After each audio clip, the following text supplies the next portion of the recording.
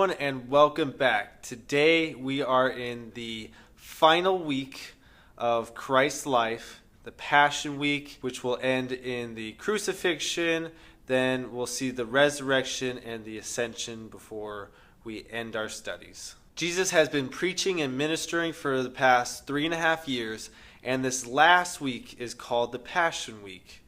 So much happens, and the writers of the Gospels devote so much time to this week that we have to see its importance. 1/3 of the Gospel of Matthew and the Gospel of John is devoted only to this week.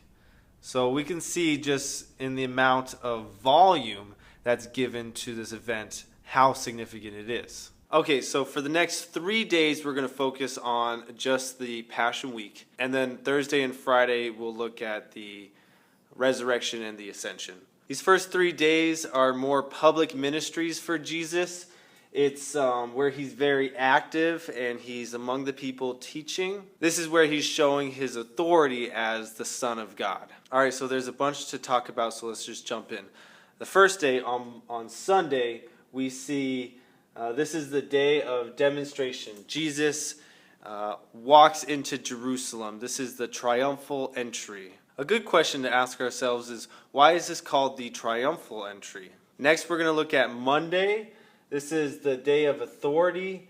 Jesus, he curses the fig tree, and then this is the second event of him cleansing the temple, turning over the money changers and everyone that was, committing abuses in his father's house. On Tuesday, that is the day of conflict, and we see a lot happening. For example, the fig tree that he cursed earlier would be withered, and then Christ's authority is challenged. Next, we have 3 different parables of warning, and then the 3 catch questions. So you can clearly see that the Pharisees and the other religious rulers were really trying to catch Jesus and get him for anything that he can possibly do. After that, we see Jesus challenging the rulers, and then we see some other discourses and prophecy of Jesus.